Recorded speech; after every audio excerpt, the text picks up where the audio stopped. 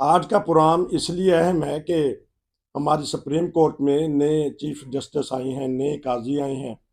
नाम भी उनका काजी है। इस बारे में उनकी ज़िंदगी के चंद दिलचस्प पहलू हैं, उसके ऊपर बात करेंगे। जो उनके फैसले हैं उन पे भी बात करेंगे। तो बात करने के लिए सबसे बेहतर तो यही होते हैं कि जो उस शोबा से ताल्लुक़ रखते हैं, उनसे बढ़कर कोई बात नहीं कर सकता। मेरी मुराद है सरदार खिज़र महमूद साहब, हाई कोर्ट के एडवोकेट हैं। मैं उनके पास चलता हूँ और पता करूँगा कि आज का जो हलफ है किस तरह देखते हैं और उनकी साबका ज़िंदगी किस तरह देखते हैं और उन जो सबसे बड़े चैलेंज होंगे नाजरीन उसके ऊपर बात करेंगे, क्योंकि ये जानते हैं सरदार खिज़र महमूद साहब कि क्या क्या चैलेंजेस हैं हमारी हुकूमत को, हमारी रियासत को, हमारी सुप्रीम कोर्ट को। बहुत शुक्रिया, आपने वक्त दिया, आप मसरूफ़ रहते हैं। बताइएगा कि कैसे देख रहे हैं इन हालात को, मिला जुला आप तबसरा करें जी। जी जज़ाकल्लाह, वालेकुम सलाम। देखें, बात ये है कि ये शायद हिस्ट्री में वाहिद चीफ जस्टिस हैं पाकिस्तान की तारीख में कि जो अभी बने नहीं थे और लोगों की नजर थी इन पे, लोग इंतजार कर रहे थे। नाकदीन भी जो है वो अपनी बात कर रहे थे, जो इनके अमीर थे वो भी इनका इंतजार कर रहे थे। और ये 13 माह के लिए चीफ जस्टिस रहेंगे। इनके बारे में लोग ये कहा यह जाता है कि ये कम अज कम जो कानून और आइन की बात करते हैं, जो लिखी हुई कानून में वो बात करते हैं। वैसे भी कहा यह जाता है कि जज जो है, जज जो उसके सामने मटेरियल अवेलेबल हो उसकी बात करे, जज दीवार के पीछे देखने की कोशिश मत करे। और इसीलिए कहा जाता है कि कानून अंधा है, कानून और चीजों को नहीं, इसको जो दिखाया जाता है वही देखता है और जो लिखा हुआ था वो उसी पे रहता है। अब आपने जो कि बहुत लंबा चौड़ा सवाल कर दिया है कि जहां तक चैलेंजेस की बात है, देखें बदकिस्मती से जो हमारे अभी चीफ जस्टिस साहब गए हैं वो कोई अच्छी रवायात छोड़ कर ही नहीं गए हैं, या आने वाले वक्त में आप देखते जाएंगे कि उनके खिलाफ बहुत सारी बातें हैं। उन्होंने जो 13-14 माह का ये जो साल 1.5 साल उनका रहा है उसमें उन्होंने बदकिस्मती से कुछ बिल्कुल एक तरफा से इकदाम किए हैं और वो ऐसे मामलात में रहे जहाँ पे आपने देखा, मैंने प्रेमिक प्रोग्राम में कहा 60,000 तक हमारे जो है वो पेंडिंग केसेस चलेगी। अब इनकी अगर करें आने वाले वक्त में वो क्या होगा, देखिए इनके 3-4 बड़े फैसले जो पहले से मौजूद हैं और हर मदनी चाहेगा 2 फैसले तो इनके अपने मौजूद हैं और उसके अलावा कुछ फैसले ऐसे हैं कि जो सुप्रीम कोर्ट में जो इस मुल्क के अंदर जो आम कमजोर तबके हैं, जो इनको इंसाफ नहीं मिलता है, जिनके खिलाफ जो है बहुत सारे मामला चलते हैं, उनको अगर कहीं ना कहीं रिलीफ मिल सकता है। आपको याद हो जाएगा जब कोयटा धमाका हुआ था तो कोयटा धमाका पे इन्होंने फैक्ट फाइंडिंग की थी और उसमें इन्होंने कुछ लोगों को अंदर से नामजद किया था कि ये लोग उसमें मुलव्वस हैं। उसके बाद आपको याद होगा कि जो फैजाबाद में खादिम रिजवी साहब ने एक धरना दिया था और धरने के बाद जो मामलात हुए थे और उस पे इन्होंने एक फैसला दिया था। फैसला ये था इनका कि ये जमात चूंकि ये तशद्दुद पसंद है और वैल्यूज के अगेंस्ट चलती है, इसलिए इस जमात की जो है रजिस्ट्रेशन कैंसिल की जाए और उसी के बदले में उसी वजह से गुस्से होके जनाब उस टाइम की एस्टेब्लिशमेंट जो जो उस टाइम की ज्यादा करता धरता थे, उन्होंने एक रेफरेंस फाइल करवाया था जो सदर पाकिस्तान से। बदकिस्मती देख लें या वक्त की अपनी एक इंतकाम देख लें कि वही सदर पाकिस्तान जिन्होंने ना सिर्फ रेफरेंस भेजा, बाद में फिर वो उस रेफरेंस को बड़े टेक्निकली जो है उस वक्त के जजेस जो थे उन्होंने उठा के उसको एफबीआर को भिजवा दिया। इनकी बीवी आपको पता है वो तबीयत नासाज होने के बावजूद रोडों पे फिरती रही है। हमारे बहुत सारे लोग जो है सोचते हैं कि नहीं जजेस को भी आना चाहिए, बिल्कुल जजेस को। और ये वाहिद जज था जिन्होंने असासी अपने खुद शो किए थे, वरना बाकी अभी आपने देखा होगा रिसेंटली जब ऑडियो टेप का मामला आया तो चीफ जस्टिस साहब ने उठा के वो खुद ही सुन लिए और जब उनके जाती मामला आए तो उन्होंने और डील करने की कोशिश की। लेकिन जब इनका मामला आया था तो उन्होंने आयतें पढ़ के कहा था कि जज को बहरहाल अपने आप को साफ करना चाहिए, जज को अपने आप को जो है वो उसके जो है वो मयार अलग करना चाहिए। लेकिन जब उनकी तरफ आए तो वो मयार फिर तब्दील हो गए थे और वो मयार ऐसे तब्दील हुए थे। पंजाब में एक दफा वोट गिने जा चुके थे, दूसरी दफा गिनने से इनकार कर दिया था। उनका मुसीबत यह है कि ये हर फिर फैसले के अंदर तजाद रहा है। तीसरी बात आपने देखा होगा अभी ये जड़ावाला में गए थे, वहां इन्होंने अमली तौर बहुत सारी चीजें देखी हैं और इनको मालूम है कि कौन वहां भी मुलव्वस था, इसलिए उस फैसले पे इम्प्लीमेंट करवाना बड़ा जरूरी है। हमने मुद्दत बार बात की है सदक जिलानी साहब की जजमेंट की, जो बड़ी लैंडमार्क जजमेंट है। और कोई भी अगर जज जो इंसाफ पसंद जज होगा, यकीनन उसको उसके रूह के मुताबिक उसमें अमल दरामद कराएगा। और जितने पाकिस्तान के इंसानी हकूक के कंसर्न लोग हैं, जो लोग सुलझे हुए लोग हैं, पढ़े लिखे लोग हैं, कानून से जिसका तल्लक है, जो मुल्क में अमन चाहते हैं, इंसाफ चाहते हैं, मुल्क के अंदर जो फस्तायत फैली हुई है मजहब के नाम पे, उस पर कंट्रोल चाहते हैं, कमजोर तबकों के लिए चाहते हैं कि उनको अमन मिले, सुकून मिले, कम अज कम उनकी दादरसी की जाए, तो मेरे ख्याल में उस पे उस जजमेंट की रूह के मुताबिक अमल करना जरूरी होगा। एक आखिरी बात वो ये है कि अभी बहुत सारे मामला जो है वो गेम जो है वो जाते हुए बदियाल साहब की कोर्ट में फेंक के चले गए हैं। उसमें से देख रहे हैं नैब का कानून है, नैब के कानून के आपको मालूम है कि नैब में केसेस किस तरह बनते हैं और वो किस तरह की जो है वो उनके मकासद क्या होते हैं, और वो केसेस जो है वो केसेस को कितना परसू किया जाता है। उसके बाद अभी जो एक नया जो इन्होंने प्रोसीजर एंड सुप्रीम कोर्ट जो प्रोसीजर पे एक उन्होंने बिल पेश किया था, पास हुआ था, कानून बना था, उस पे बात आ जाएगी। और एक और खास बात जो है वो चीफ जस्टिस साहब, ये जो चीफ जस्टिस अभी जो है बने आज, इन्होंने इनका कंसर्न हमेशा से रहा है कि चूंकि जो पुराने जजेस थे, एक एक्टिविज्म शुरू हुआ था जनाब इफ्तार चौधरी साहब के आने के बाद, जिसको इन्होंने भी कहा है, बदियाल साहब ने कहा कि मैं उस नस्ल का आखिरी डायनासोर हूँ, ये कहते हुए गए हैं, आज नापैद हो जाएगी। तो उन्होंने बहुत सारे जूनियर जज जो हैं हाई कोर्ट से, डिफरेंट हाई कोर्ट से उठा के लाए थे, और उनकी अपनी पॉलिसी रही, इन बदियाल साहब की पॉलिसी भी रही है कि इन्होंने देखा कि पेशावर में जो है वो कैसर साहब थे सीनियर जज जो थे, जिनको सुप्रीम कोर्ट में आना चाहिए था, उनको नहीं लिया। बाद में फिर वहां से एक लेडी आई, वो भी इनकी जो है वो क्या नाम है फायज सासा की रिकमेंडेशन पे आई थी। बहुत से जजेस, अब मेरा ख्याल ये है कि एक जो बड़ा अलमिया बनेगा वो दो ये बनेंगे कि फायज साहब, एक तो जो पेंडिंग केस हैं उन पे आएगा, दूसरी बात ये है कि जितना बंदियाल साहब केसेस करके गए हुए हैं या उनका जो एक्टिविज्म था टुवर्ड सिविल हुकूमत जो है, उस पे जो है बहुत सारी दोबारा अपीलें, रिव्यू और फ्लॉ चीजें आ जाएंगी। उसके बाद ये जो जजेस जो जूनियर जजेस आए हुए हैं, मेरे ख्याल में इनको उठा के वापस अब भेजा जाएगा, और वहां से सीनियर जज बड़ा एक नया मामला होगा, और कुछ और तरह के मामला है जो होंगे जो पहले नहीं हुए हैं। उसके बाद इस्टेब्लिशमेंट के खिलाफ इनके कुछ जो आर्मी के पास जमीनें हैं उन पे इनके कुछ फैसले आए हुए हैं, यकीनन अगर वो इम्प्लीमेंट करवाएंगे तो वहां भी इस्टेब्लिशमेंट के साथ इनकी डायरेक्ट क्लैश बनेगी। तो ये मामला जो है ये लगता ये है कि एक वो शेखशीर कहा करता है कि उसके क्या नाम है बैंका के शोले, तो ये बैंका के शोले वाला प्रोग्राम होगा। लेकिन हमारी दुआ ये है, हमारी रिक्वेस्ट ये है चीफ साहब से,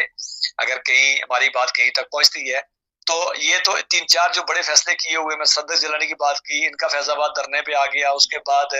जो फैसले एक तो उन पे इम्प्लीमेंट करवाएं, और दूसरी कोशिश करें कि जिस तरह के पहले जो सुप्रीम कोर्ट के चीफ जस्टिस वो ही सब कुछ बन के बैठे होते थे, और वो फैसलाबाद का चौक घंटाघर बने होते थे कि जो चीज आएगी उन्हीं के पास ही आएगी, ऐसा ना किया जाए। बल्कि जिस तरह इनकी एक शोहरत है कि कानून इंसाफ, कानून किताब के मुताबिक चलने वाले हैं, कानून किताब के मुताबिक चले, जाती किसी मामले में उलझने से बेहतर है कि जो 60,000 केसेस पेंडिंग हैं उन केसेस को लेके चले। और मुल्क के हालात जो आपको पता है, इकानमी के हालात जो कमजोर है, जब किसी मुल्क की इकानमी कमजोर है, मुल्क जो है वो मामला उसके गंभीर हो, तो कोई भी बंदा है, फॉरेन इन्वेस्टर जो है वो अदालतों की तरफ देखता है कि अदालतें अगर ठीक कर रही हो, काम कर रही हो, तो किसी ने प्लाट लेना हो, घर लेना हो, फैक्ट्री लेनी हो, कोई प्लाजा बनाना हो, तो अदालतों की तरफ देख रहा हो। तो जो अदालतें अभी 130 नंबर पर हमारी बैठी हुई थी, अगर वही बैठी रहेंगी और ये भी उन्हीं मामलात में उलझे रहेंगे तो फायदा कुछ नहीं आना है, नुकसान ही आना है। तो ये अगले 3-4 महीने जो है ये बड़े क्रूशल होंगे, और हमारी दुआ ये है कि फायज साहब इनके साथ साथी अपनी अना के लिए नहीं, कानून और आइन के तहत, और जो बड़े लैंडमार्क फैसले आए हुए हैं, जो बड़े जुर्स ने किए हुए हैं, उन फैसलों पर अमल दरामद कराएं, और मुल्क की आवाम का देखें कि मुल्क की आवाम कहाँ पे जा रही है, और जातियात पे नहीं कानून पे चलना होगा। कानून ही जो है उसी में बेहतरी है, उसी में आवाम की बका है। भरपूर तरीके से आपने तबसरा किया। नाज़रीन को ये भी बता दीजिएगा कि फैज़ाबाद जो धरना था उसके पीछे कौन थे, क्यों दिया गया, और साथ अगर उस फैसले पे अमल दरामद हो जाता तो हो सकता है कि बहुत सारी मसाजिद के मीनारे बच जाते, शहीद होने से मेहराब बच जाते, बहुत सारी जो जड़ावाले में वाक़या हुआ वो भी उससे भी बच जाते, क्योंकि उन्होंने इस पार्टी को तहरीक लब्बैक को शर पसंद कहा है उस फैसले में। क्या अगर उस फैसले पे अमल दरामद हो जाता तो बहुत सारे बदनामी से पाकिस्तान बच जाता? जी बताइएगा। देखें, जहां तक तल्ले का उसको पैदा करने वाले, एक बड़ी दिलचस्प बात है, हमारी बात लंबी हो जाएगी। सुलेमान तासीर यहाँ से एक प्राइवेट जो है इनविटेशन पे जाते हैं इस्लामाबाद में कोसार मार्केट में खाना खाने, और मुमताज कादरी जिन्होंने कत्ल किया था, आप देख लें कि वो उससे पहले लायन हाजिर थे, वो किसी भी सेंसिटिव ड्यूटी के लिए नायल करार दे दिए जो गए थे, उनकी जो है वो सिक्योरिटी क्लियरेंस नहीं होती, रेड बुक में थे वो, लेकिन उनकी ड्यूटी लगाई जाती है, और वो जो मोटरवे पे जो सुलेमान तासीर की सिक्योरिटी उसको रोक दिया गया था, और वहां से ये बड़ी एक अचंभे की बात है। फिर वहां उसने 26-27 फायर मारे उनको। फायर मारने के बाद तरीकाकार ये होता है कि जब किसी इस तरह की फोर्स के अंदर पुलिस हो या आर्मी हो, अगर अंदर से कोई बड़ा फायर करे, दूसरा जो साथी जो होता है वो उस पर फायर करके उसको रोकने की कोशिश करता है, लेकिन किसी ने उस पर फायर नहीं किया। और आपने अगर वो फुटेज देख लें, मुमताज कादरी को पांव से पकड़ के बांध के गाड़ी में बिठाया गया था, और सफा मिसल पे देख लें, किसी जगह पे वो जो 7 पुलिस वाले थे उनका किसी जगह पे कोई बयान रिकॉर्ड नहीं हुआ, जबकि वो एनी विटनेस है सारा। उसके बाद आप देख लें कि इसके मुमताज कादरी के बाप ने पहले तो शाम को उस मामले से लातलकी का इज़हार कर दिया, लेकिन रातों रात वो गली जो थी उसको सब्ज रंग हो गया, सब्ज झंडे लगे। और उसके बाद मैं चूंकि भाई उसी अदालत में प्रैक्टिस करता था, तो मैंने मुमताज कादरी के भाई को जो है मैंने अदालतों के अंदर एक दिन और कोर्ट में, दूसरे दिन काली पगड़ी में, फिर तीसरे सब्ज पगड़ी में, फिर मैंने देखा उसको। और वो मुमताज कादरी सुलेमान तासीर के बाद मरने के बाद, मेरा कहने का मतलब ये है कि सारे मामला जो थे ये कोई एक ऐसी आंख थी जो इन सबको कर रही थी कि इसकी ड्यूटी लगना, फिर उसका कत्ल आना, किसी और पे इस पे फायर ना आना, फिर उस पर किसी का वहां से बयानात ना आना, गली को रातों रात जो है सब्ज रंग करना, फिर इनको यकीन दिलाना। बाद में मुफ्ती मुनीवर रहमान ने कहा भी था कि मैं यकीन दिलाया गया, इसको सजा मौत की होगी। उसके बाद एक गुमनाम इलाके से खालिद रजवी को उठाकर, और जो एक बड़ी बुरी शर्त रखता था अफजल कादरी जो है गुजरात का, इनको पता है आपको, मैं अगर तफसील में जाएंगे तो मैं कभी बात करूंगा कि पीर कितना, इनका पेशा क्या था, खानदानी क्या लोग थे ये। पर उसके बाद उठा के ले आने के बाद, उसके बाद इनसे फिर धरने दिलवाना। अब जब धरने दिए गए, धरने में जिस तरह की गलीज ज़बान इस्तेमाल की जा रही थी, जिस तरह पिंडी और इस्लामाबाद की शाहरा को काटने की कोशिश की गई थी, ये याद रखिए, इकानमी पे चरखे आप आज हम पीट रहे हैं कि पाकिस्तान की इकानमी कमजोर है, ये चरखे जो लगते हैं वो एक रात में लगते हैं, ये वो निस्तर होते हैं जो मुख्तलिफ वक्तों में चुभाए जाते हैं, और वो आस्ता आस्ता सरताल बनता है, और उसके बाद फिर कैंसर बनता है, कैंसर फैलता है पूरे जिस्म के अंदर। ये सारे वही थे इकानमी पे जो लगे थे। उसके बाद जब इस पे आया तो वो आपको याद होगा, फिर ये मैं तो वो बड़ा नजदीक से देखा हुआ है, मेरे कुछ दोस्त वहां पे, मैं पर्सनल बात करना नहीं चाहता हूँ, जो वहां पे मौजूद थे, 8:52 पे धरने के अंदर से माफी की बातें आनी शुरू हो गई थी। लेकिन उसके बाद फिर वो कहीं से फौरन उनको अमदाद मिली, वहां नजदीक एक कैंप भी है, बड़ा मशहूर कैंप है वहां पे। उसके बाद वहां से मिली, और वही जो हथियार पुलिस के पास थे वो इनके पास गए, पुलिस वाले को आंखें निकाली गई। फैज उसमें जो इसमें जनाब फायज साहब ने उस केस का फैसला दिया, उन्होंने सरपसान, मुल्क दुश्मन, इस्लाम दुश्मन, इंसानियत दुश्मन इनको करार देकर कहा था कि ये इस काबिल नहीं है कि ये सियासत कर सकें या ये इस मेन दायरे में चल सकें। लेकिन आपने देखा कि उसके बाद फायजा वाला मामला हुआ, और फिर देखें कि जो मामला बनते रहे, मुल्क की शाहराह उनके कब्जे में रही है, उन्होंने जहाँ जिसको कहा वहाँ बबोड़ा है, वो इबादतों के मीनारे हों, वो लोगों के कारोबार हों, वो लोगों कब्रिस्तान हों, वो कब्रें हों, वो कब्रों के कुतबे हों, वो हमारे ईसाई भाइयों के जो है वो चर्च हों, उनके घर हों। उसके बाद अभी आप कल की बात है, कल सियालकोट में एक मजलिस फिका जाफरी वाले पढ़ी जा रही थी, वहां उन्होंने जाके हमला किया, और मुद्दे जो मजलिस के अंदर शुरका थे वो शदीद जख्मी हुए। तो ये उस फैसला अगर कर दिया जाए, जब दिलचस्प बात यह है कि फैसले के बाद एक दफा जब इनको गिरफ्तार किया गया, तो ये लबैक के, मैं जाती तौर गवाह हूं, लबैक के 100% लोगों ने बयान अल्फी लिख के दिए थे कि जब इमरान खान साहब की हुकूमत आई, शुरू में इन पे क्रैकडाउन हुआ, बाजवा साहब ने करवाया था, तो इन्होंने 100% लोगों ने लिख के दिया था कि जी आप आइंदा के बाद तहरीक लब्बैक के साथ ताल्लुकात रखेंगे। लेकिन वो इतने झूठे लोग हैं कि बयान अल्फी देने के बावजूद अदालतों में पुलिस के पास रिकॉर्ड मौजूद है, हर थाने का रिकॉर्ड मौजूद है, अदालतों के अंदर जो जुडिशल मजिस्ट्रेट इलाके की उनके पास मौजूद है। लेकिन सवाए आपने देखा होगा उसके बाद बयान अल्फी के बाद अफजल कादरी मैन दायरे में इसलिए नहीं आया कि खालिद रजवी के मरने में उसका लड़का बन गया, उसने सिर्फ इल्जाम लगाया कि चर्सी है, शराबी है, नाइल था, नालायक था, ये अमीर बन गया और मेरी जो बननी थी, बाकी वो तमाम लोग बैठे हुए हैं। तो जरूरत ये है कि इस नासूर को ये जहां से शुरू हुआ था वहीं से इसको मिटाया जाए। अगर नहीं मिटाया जाएगा तो देख लें कि एक वजीर मारा गया, एक गवर्नर मारा गया,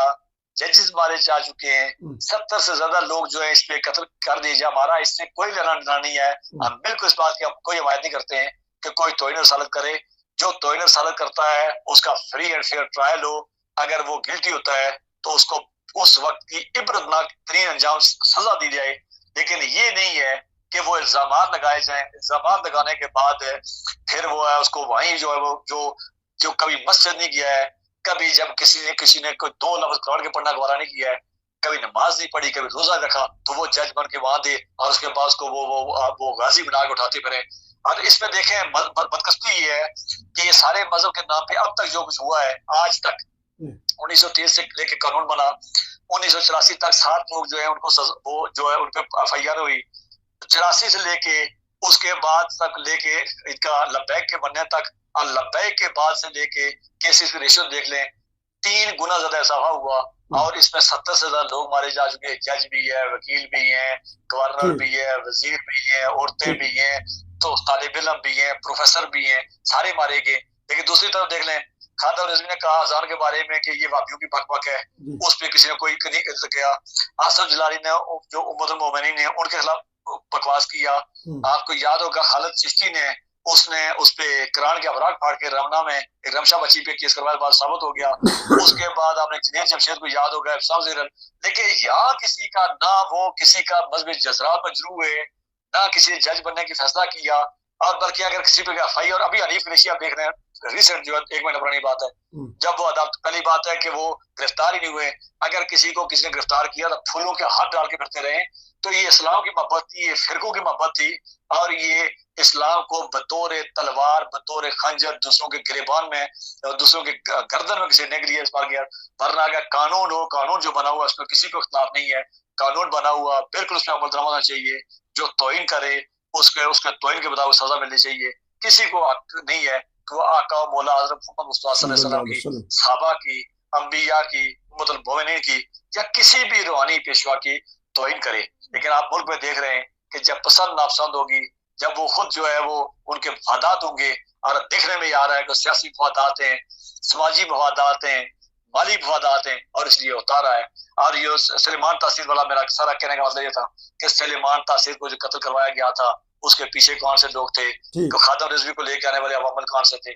और ये पैदा किस तरह किए गए। ये अगर इस बात को रोकना है तो फायज साहब के पास एक गोल्डन चांस है कि 13 महीने में नहीं, अगले पहले 3 महीने के अंदर अंदर अपने फैसलों पर अमल दरामद कराएं, और मुल्क के अंदर मुल्क को एक जो मुल्क इस वक्त मुल्क के अंदर से खून का रसाव जारी है, इसको रुका जाए। गोल्डन चांस है हमारे जो नए काजी हैं, chief justice supreme court of Pakistan, अपने फैसलों पर ही अगर अमल दरामद करा दें और आने वाले चैलेंजेस खास तौर पे इलेक्शन के बारे में, और जो अदारे आपस में मैं आपसे क्योंकि इस वक्त 18-19 मिनट का हो गया, मैं आपसे इनके जो चैलेंजेस हैं आपसे गाहे बगाहे मैं लेता रहूँगा। तो नाजरीन, ये था हमारा एक खुसूसी प्रोग्राम जो हमारे काजी फाइज ईसा हैं उनकी साबका ज़िंदगी और आने वाले चैलेंजेस जो होंगे। हमारे सरदार खिज़र महमूद साहब ने खूब अच्छी तरह बयान कर दिया कि अगर ये अपने फैसलों पे अमल दरामद कर दें, और जो कहा है इन्होंने कि एक शरपसंद पार्टी है जिसका सियासत से कोई ताल्लुक नहीं, वो मजहबी रवादारी उसमें है नहीं, वो खून खराबा करती है, इसके ऊपर सारी तफसील से बात हो चुकी है। तो इंशाल्लाह हम राब्ता करेंगे आपसे, और मज़ीद जो काजी फाइज ईसा साहब के ऊपर जिम्मेदारियाँ उसके ऊपर बात करेंगे। आपका बहुत शुक्रिया। नसीर को इजाज़त दीजिए। अस्सलाम वालेकुम।